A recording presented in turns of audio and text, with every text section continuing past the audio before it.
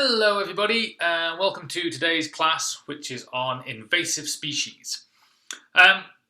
There's a whole bunch of knowns and unknowns about invasive species, and what's kind of interesting is that sometimes even the very definition itself gets a bit confusing.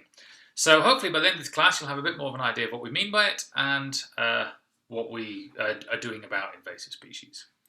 So give me a sec, I will just share my screen. So, let's get started. By the end of this class, you guys should be able to define what an invasive species is. You should be able to name examples of invasive species and describe their impact. You should be able to analyze some graphs to examine the impact of invasive species on the environment and diversity, and evaluate advantages and disadvantages of different strategies to control invasives. Okay, so first of all, let's go through some just examples of invasive species, and especially ones that we might have here. So one of the big ones that's a huge deal locally is lake trout in Yellowstone Lake. These lake trout were introduced because they make great game fish, but they've set about destroying the native cutthroat trout and a suite of other species. In addition, we have a whole bunch of different ants that are invading from absolutely everywhere. Ants are incredibly a versatile species, they're incredibly adaptable, and so when they get brought in, they can often take off. And one of the big ones that gets a lot of headlines is Burmese pythons in Florida. So Burmese pythons are a very large constrictor snake. They can get up to about 15 feet long. They're enormous things, but again, they're very adaptable. They'll eat pretty much anything, including alligators. And they are taking over in Florida, and they're just munching their way through local wildlife. They were originally brought over as pets, and then people let them go when they got too big. They've become so popular that there is even a thing called the Florida Python Challenge, because of course there is. And what you have to do in the Florida Python Challenge is go out and kill as many pythons as you can find. There are prizes for the most number killed and for the biggest one killed, and this is actually an annual event in Florida.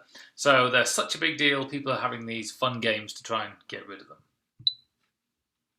Okay, so the question then becomes, well, how does a species become invasive? Well, there's a suite of ways. One, generally the usual pathway is through long distance transport by a human activity.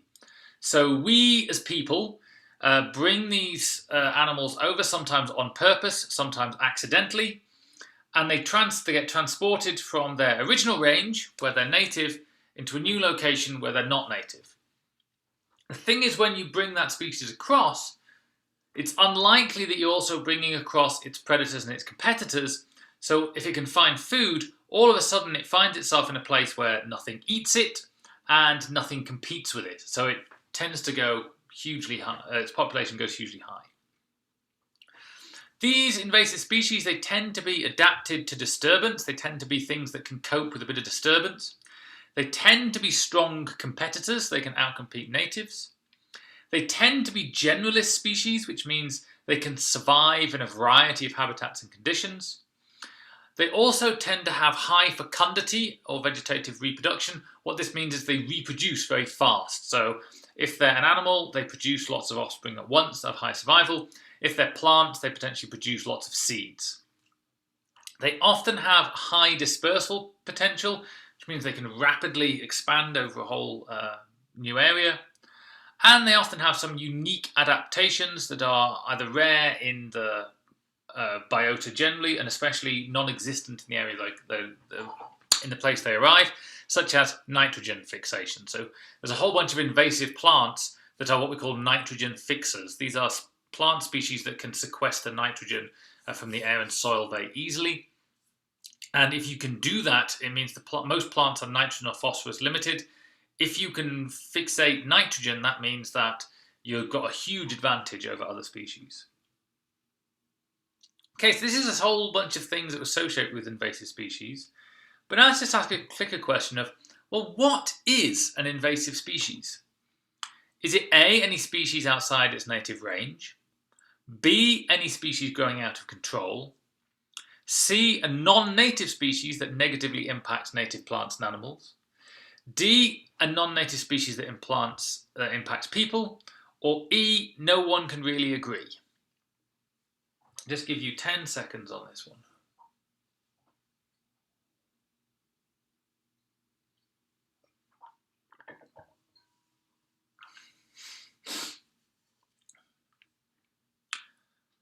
Well, the actual answer that might sort of surprise you is actually E. No one can really seem to agree on exactly what an invasive species is.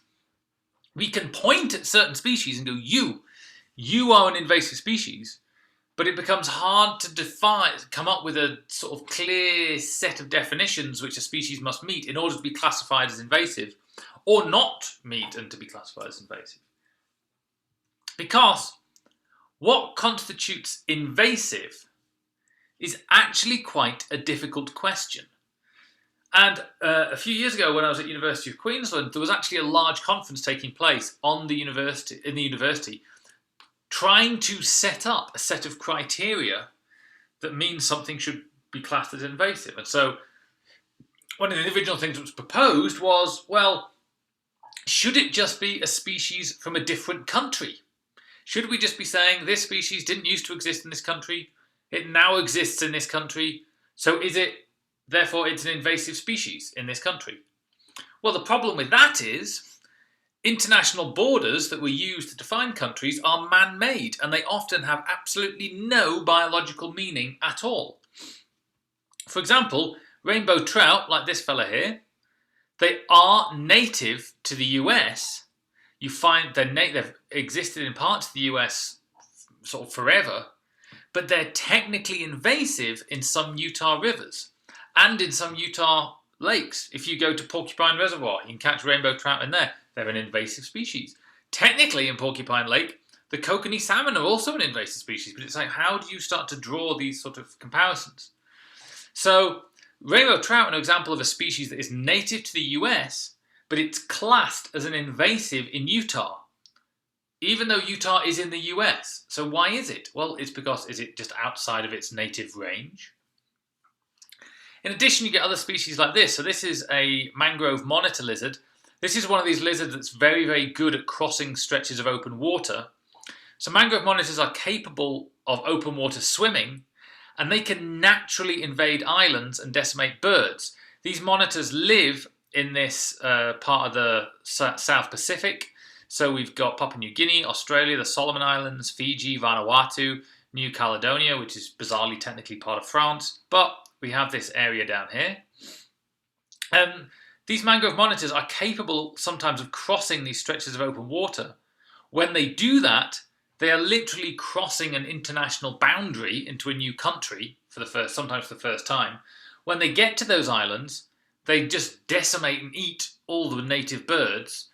Then when the birds of populations got really low, the monitors die out or they go somewhere else, and then the birds have a chance to recover in some cases, but those are technically an invasive species. Or are they? They're getting there naturally, and they're going to a different country, but they made their way there naturally. So it becomes very, very difficult to actually assign what is a native species.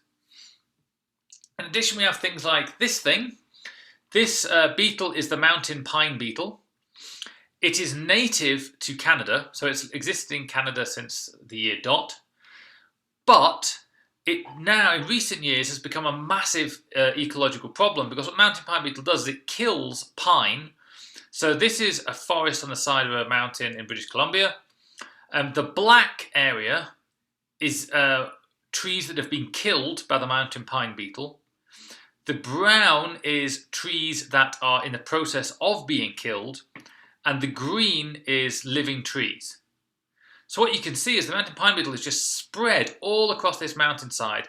It's killed large amounts of the trees in the process of killing others, and this is basically the frontier of where it's coming from.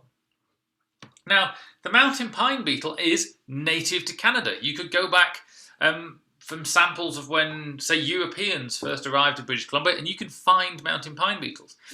The issue is mountain pine beetles, their populations are usually pushed down to a very low level during the winter because they can't survive the cold very well. So historically, the mountain pine beetle populations would go up in the spring and summer, and then they'd massively decline in the winter because most of them die out. Now with climate change, the winters aren't so harsh, and so as a result, many more of the beetles are surviving, which means the population is already very high in the spring.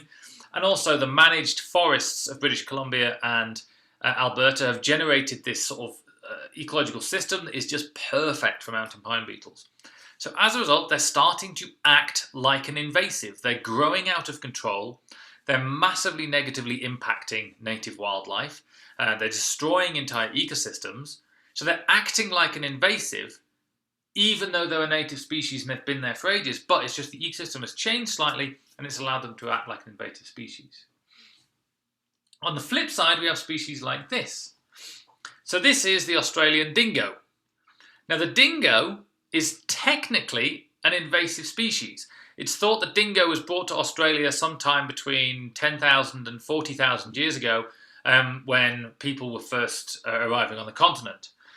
So it was an invasive then. It didn't exist. So the dingo is actually a marsupial mammal. It's like a dog. And it's not, sorry. The dingo is not a marsupial mammal. It's a placental mammal. It's just a dog like any other. All mammals pretty much on Australia are marsupials. Kangaroos, possums, wallabies, wombats, koalas. They're all marsupials that have a pouch. The dingo does not have a pouch. It's just like your domestic dog. It was clearly brought over. It's clearly an invasive, but it was brought over a long time ago, and it led to the extinction of many marsupial carnivores. We see a whole bunch of marsupial carnivores go extinct soon after this thing arrived. The interesting thing about the dingo is it never got to Tasmania, the big island on the south of Australia. And so as a result, a lot of marsupial carnivores survived on Tasmania, including this thing, the Tasmanian tiger. Now the Tasmanian tiger, we'll see a video of it in a minute, this thing was driven to extinction by the dingo, but it did survive on Tasmania until we talk about what happens to it later. But the dingo has been around so long in Australia, it's such a part of the ecosystem that now it's considered a naturalized species. Although it's technically an invasive, it invaded a very, very long time ago, and it did have a huge impact on Australian wildlife. It's now part of the ecosystem. Many ecosystems depend on dingoes, and so then they're considered a naturalized species. But it did lead to the extinction of the Tasmanian devil and the Tasmanian tiger on everywhere except Tasmania. Just while we're here, and because it's cool, let's have a look at a Tasmanian tiger. I'm trying to share my screen on something else. Where is what I'm looking for? Okay. Oh, here it is. Righty, so this is a video of the last Tasmanian tiger ever to exist. It was kept in captivity, and here's the video of it.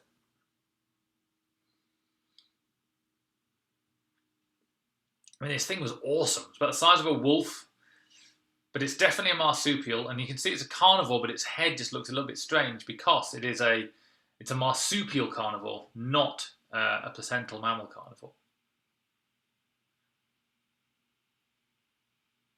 It's also known as the thylacine, and it's got these sort of characteristic stripes on its back and then a slightly humped back of a marsupial.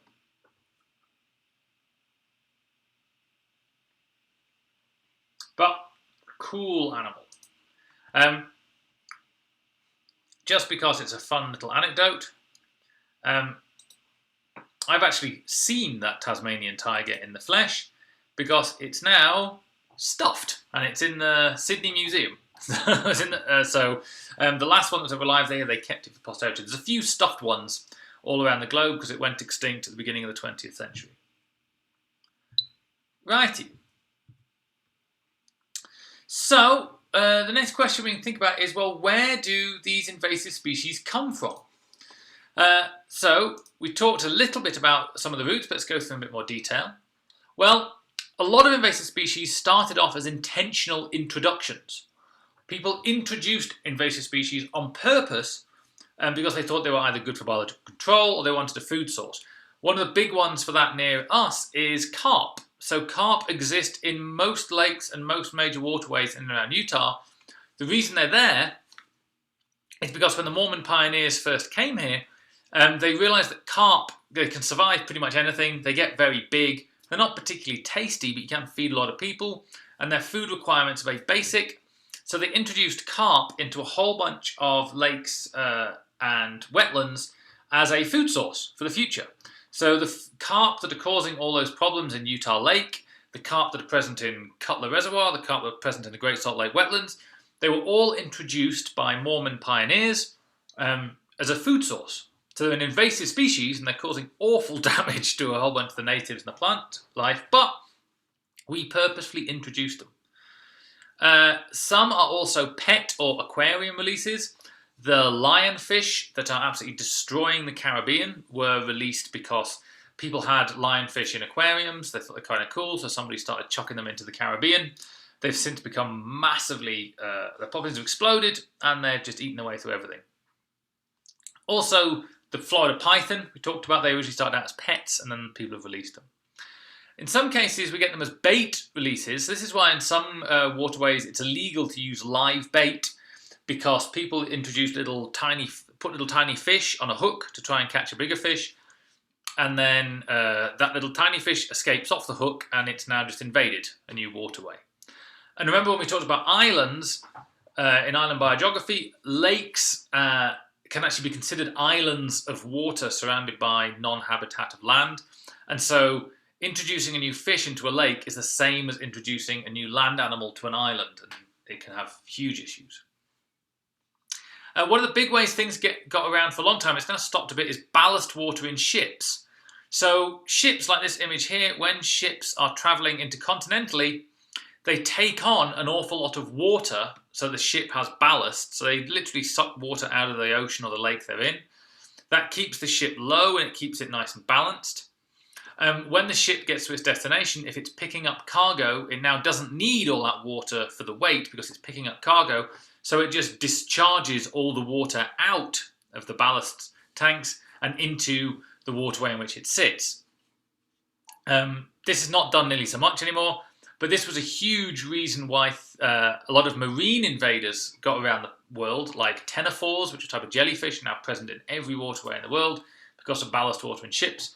In addition, things like zebra mussels started out in ballast water in the Great Lakes. So we get a lot of this going on. We also get stowaways in boats, clothing, or field gear. So zebra mussels, their main form of transportation now is they attach to boat propellers and boat parts. This is why if you take a boat from here to Bear Lake, you have to get stopped by the watercraft inspection people. They're looking for evidence of zebra mussels or any other invaders on your boat. This is stowaways in boats and clothing and field gear is a huge issue in some places. So if you go to New Zealand has got a huge invasive species problem. And they're absolutely terrified about new plants, animals getting in. So if you go to New Zealand, especially if you've got camping gear with you, they will take apart your entire bag, take apart absolutely everything to check, and they're checking for seeds and little tiny bits of soil in your camp gear or on your hiking boots.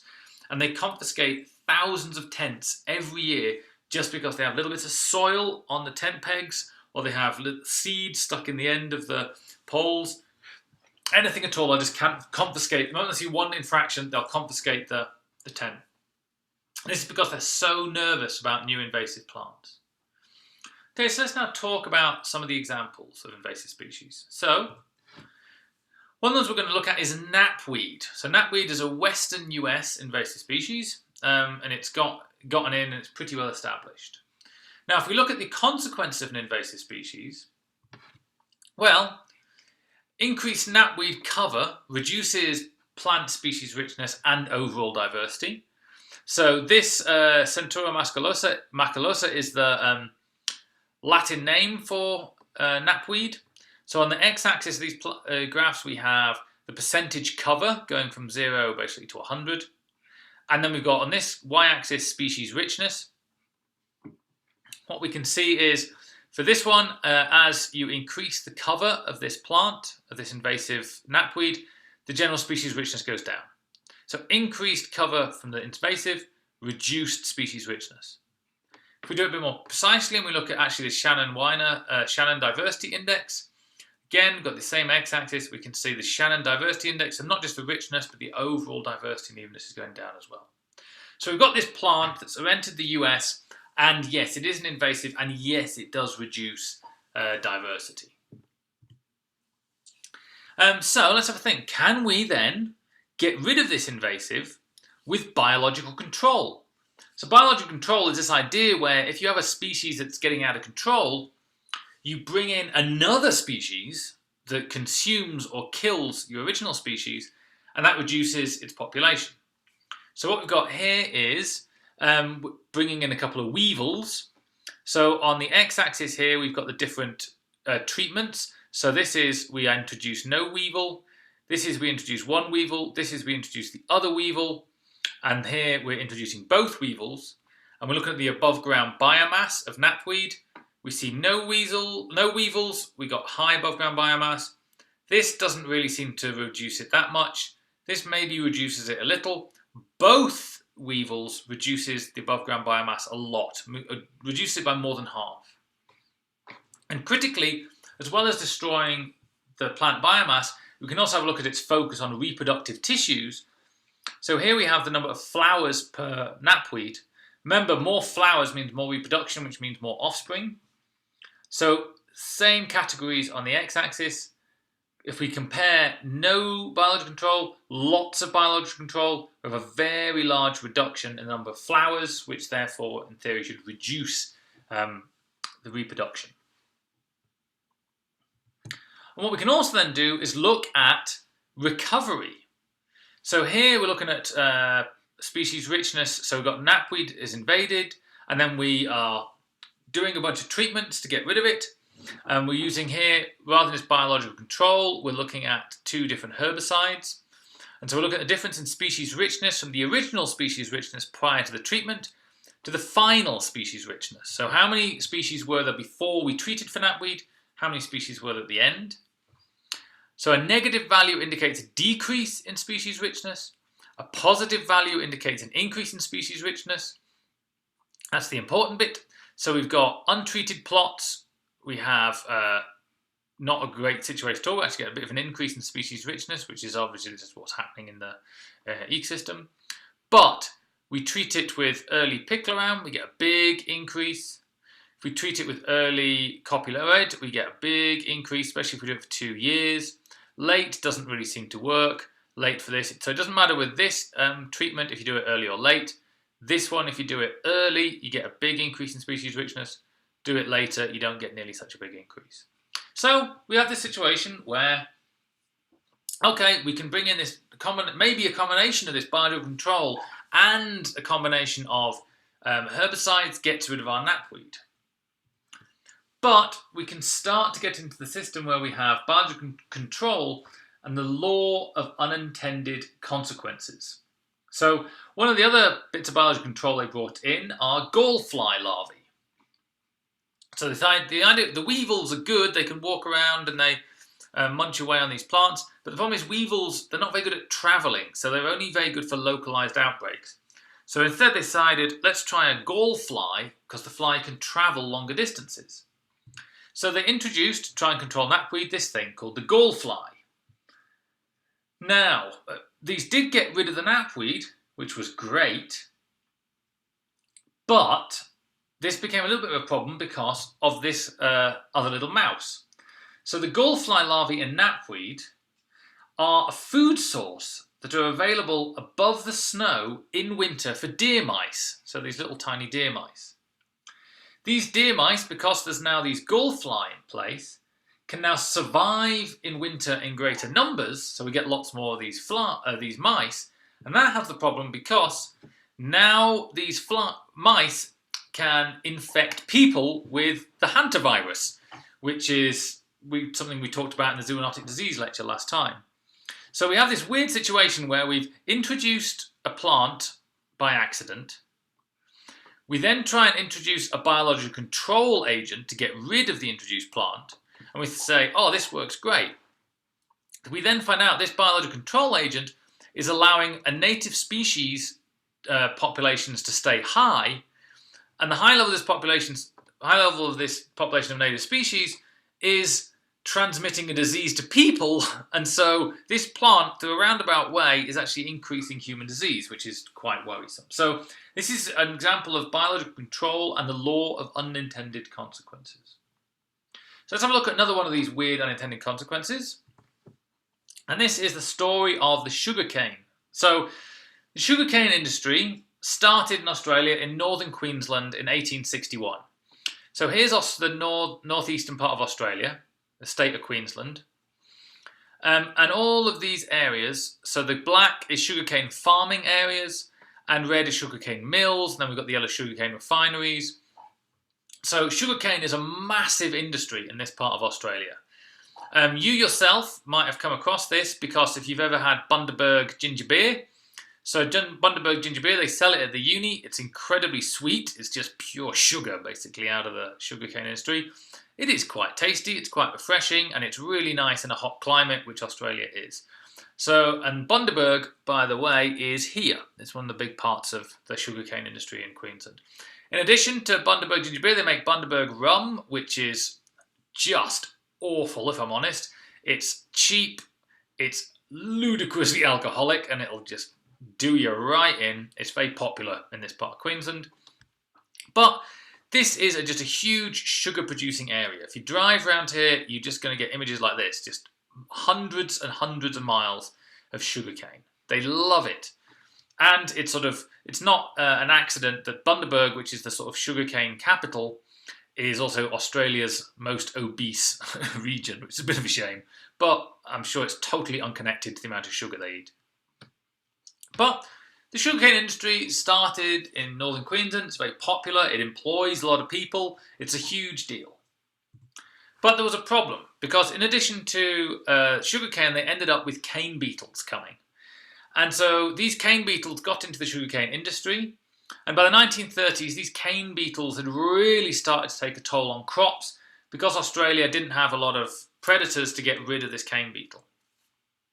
So we ended up in, the other thing with the sugarcane beetle is, when a cane beetle lands on a piece of sugarcane, the first place it goes to is this part of the root system. So it doesn't eat the entire plant. If it's got lots of food available, it just eats this really nutritious bit at the roots, and then it just moves straight onto the next piece of sugarcane. So as a result, a single beetle in one session can destroy dozens of plants. As a result, they don't really like the sugar beetle that much, the cane beetle that much. Now at the time, pesticides weren't widely available in this time in Australia. Australia was well off the beaten track in the 1930s. There was not really pesticides handy. So the idea of biological control was floated to get rid of the cane beetle. And so this was spearheaded by a guy called Reginald Montgomery, which is just a fabulous name. I think it's worth taking a moment to bask in the bloke's name. So Reginald Montgomery, who was the Queensland Bureau of Sugar Experiment Station's sort of lead scientists. And Reginald came up with a couple of ideas. So after reading some incredibly bad science from Hawaii, so Hawaii also has a sugarcane industry, so this terrible science came out of Hawaii, Reginald Montgomery decided to import 102 toads that were thought to get rid of cane beetles. And these are the toads. They are the cane toad. Cane toad, for anyone that's not seen one, is a gigantic toad. You can see the size of it here.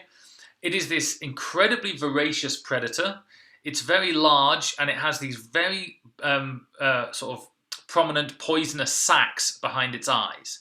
So the cane toad is very poisonous and it'll eat anything, and they're gigantic. So they introduced 102 of these things into Queensland. Those toads started to eat absolutely everything except cane beetles. So given the choice, these toads will eat everything they can find before they start on cane beetles.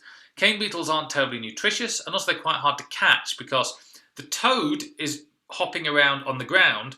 The cane beetles climb up into the sugar canes. The cane beetles are 6 feet above where the toads are, and so they're not getting eaten that much. But toads will eat small mammals, they'll eat reptiles, they'll even eat other toads or each other. They'll eat bats if they can get hold of them. Basically, cane toads will eat anything that will get in their mouth. Insects, mammals, snakes, lizards, birds, anything they can find, except cane beetles, because they're hard to catch and they're too high up. So these toads are now destroying every animal that's big enough to get into their mouth. Unfortunately, pretty much anything that bites a cane toad dies, because in addition to being very voracious predators, these cane toads have these big poison sacs on the backs that are just behind their eyes.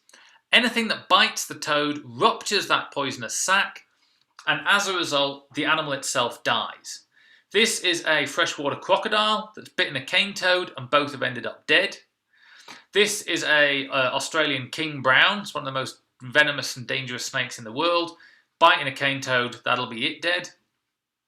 Then we also have the northern quoll, this beautiful little sort of marsupial cat. They bite a cane toad once in their life, they're dead. These cane toads are so abundant and they're so dangerous that a lot of Australian, when they're using, so cattle dogs that will be on farms, so people are using dogs working on farms, you tend to gear out your dog like this. This dog is not a steampunk dog that's auditioning for a part in Mad Max. It's actually wearing protective gear to protect it against cane toads.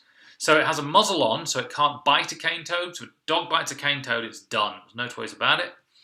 And it also has goggles on, because if it in any way ruptures these poison sacs, they're under pressure, so the poison will actually sort of shoot out. If it gets in the eyes, the dog will lose its eyes. So as a result, people, when they're using a lot of dogs out in the bush, you often kick your dog out like this, just in case it comes across a cane toad. So these cane toads are in a situation where anything small enough for the cane toad to eat, it eats. Anything that's big enough to have a bite of a cane toad bites one and dies. So they eat anything smaller than them, and they poison anything bigger than them. So they're really problematic. As a result of these cane toads expanding, there's been loads of local extinctions in Australia. The northern quoll has disappeared from large parts of its northern range. The frilled lizard has disappeared from large parts of northern Australia. This thing was the inspiration for the Dilophosaurus in Jurassic Park. They're really kind of cool. Goannas, these lovely, big, beautiful monitor lizards, they've almost been entirely extinct from a bunch of national parks. And my favourite snake from Australia, the red-bellied black snake, it has disappeared from large parts of northern Australia. You can still get them in the south, down near Sydney, which is awesome because they're just phenomenal animals, but they've gone extinct up north. Just as a slight aside on the red-bellied black snake, the reason I love these things so much is that absolutely they can get really big. They get up to about 8 feet long. They're incredibly beautiful. They're this stunning black on the top and then like this incredibly sort of crimson red underneath. They're closely related to cobras, so they're incredibly venomous. They're about the sort of 7th or 8th most venomous snake in the world.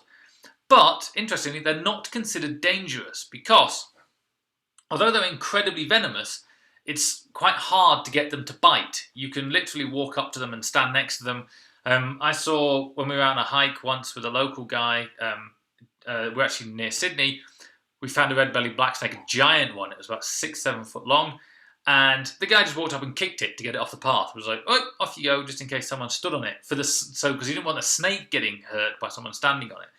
And I was like, what are you doing? You just kicked a red-bellied black snake. And he's like, yeah, it's fine, look. And you can literally kick them about the place. Don't do it, but you can.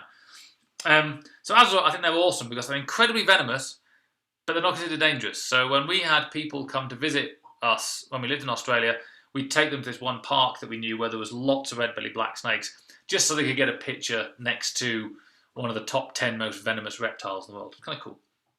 But unfortunately, they've gone extinct in a large part of their northern range because they are amphibian eaters and they bite a cane toad once, and that's the end of that. In addition, the cane toads are evolving and dispersing faster than expected. So cane toads were first introduced just up here. This line shows the distribution in 2008. So they were introduced up here. So in like 80 years, they'd already colonised a huge amount of Australia. It's considered they're going to get to and fill out the entire green. There are lots of mitigation attempts, but who knows how that's going to work. So they're going faster than we thought. So just to go through the cane toad story, we have the situation where we have a non-native crop attacked by beetles that may or may not have been native. The jury's still out on that. And these beetles, which were not subsequently eaten by a non-native biological control, but they did eat everything else and made loads of local extinctions. So the cane toad is an excellent example of biological control gone wrong. So an example of when somebody tried to bring in a new species to control a pest and it went bleh, completely wrong. And we can learn a bit from this lesson and we can look at other examples. So one of the big things that we've learned over the past sort of few decades, in fact 100 years, is that vertebrates generally make very poor biocontrol agents. So vertebrates, so that's fish, amphibians, reptiles, birds and mammals, don't make good biological control agents. They don't work at all. And there's a few reasons for that. One, vertebrates often tend to be generalist feeders. That means they will eat anything.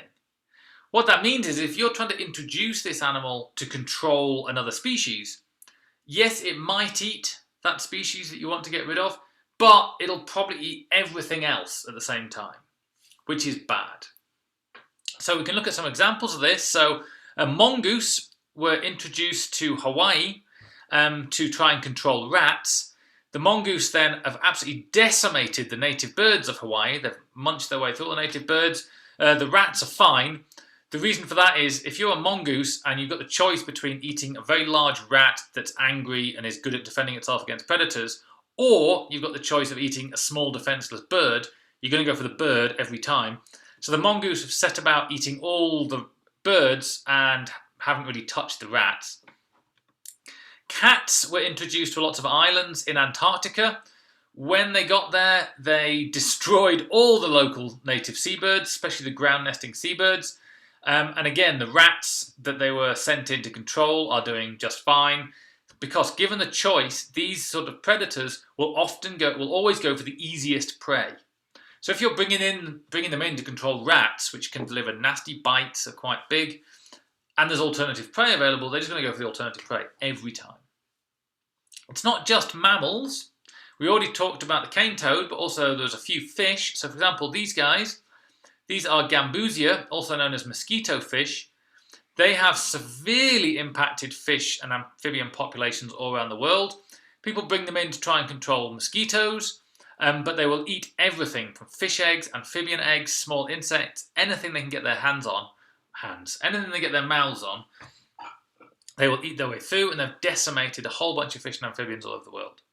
Mosquito fish are still being used in the US. You can actually buy and order mosquito fish to introduce to your pool, for example, to try and control mosquitoes. But they are quite correctly totally illegal in Australia and Europe. You can't get hold of them, and if you're caught with them, you can get into a bit of trouble. So, vertebrates generally make very bad biocontrol agents. But one of the things that's worth thinking about when we're talking about this sort of thing with invasive species and biological control is the aspect about human values. And I could try and go through how we think about human values and biocontrol, but to be honest, as per usual, The Simpsons did it better. So in The Simpsons season 10, episode 3, beginning of the episode, Bart shoots a bird in a nest. He finds the bird has eggs, and he feels very guilty, so he raises the eggs himself. But when they hatch, it turns out they are not a bird, but they're these lizards instead. And when he first hatches these out, they suddenly get this big, huge, there's a new lizard, the Bolivian tree lizard is escaping everywhere. There's even the quote saying, Principal Skinner said it's already wiped out the dodo, the cuckoo and the nene, so it's already munching its way through local birds.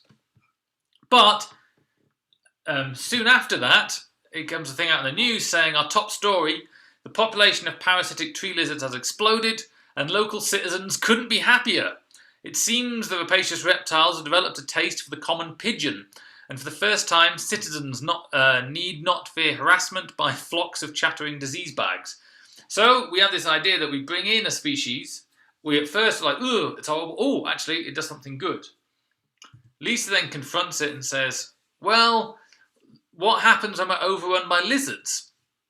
And Skinner says, well, no problem. We simply unleash wave after wave of Chinese needle snakes. They'll wipe out the lizards. Lisa's like, yeah, but aren't the snakes even worse? And Skinner's like, yes, but we're prepared for that. We've lined up a fabulous type of gorilla that thrives on snake meat. Lisa, but then we're stuck with gorillas. It's like, Skinner, no, that's the best part. When wintertime rolls round, the gorillas simply freeze to death. So whenever we're dealing with these biological controls and invasive species and bringing things in, often we have to think about what our values are, what we're trying to achieve, and what the unintended consequences will be. An awful lot of invasive species that are present, even here in Utah, are hated by a lot of people, but other people will absolutely love them. There's many plants that are considered beautiful that are actually invasive. We talked about the carp earlier on. Many people consider them a terrible invasive. A lot of people like to go fishing for them. And so we have this situation where some of these things that are considered invasive, some people might also value. So it becomes very touchy. Okay, that's as far as I wanted to get to for this class. You guys should now be able to define what an invasive species is, name examples of invasive species and describe their impact, analyze graphs to examine the impact of invasive species on the environment and diversity, and evaluate advantages and disadvantages of different strategies to control invasives. Okay, and that's us for today, and I will see you next time.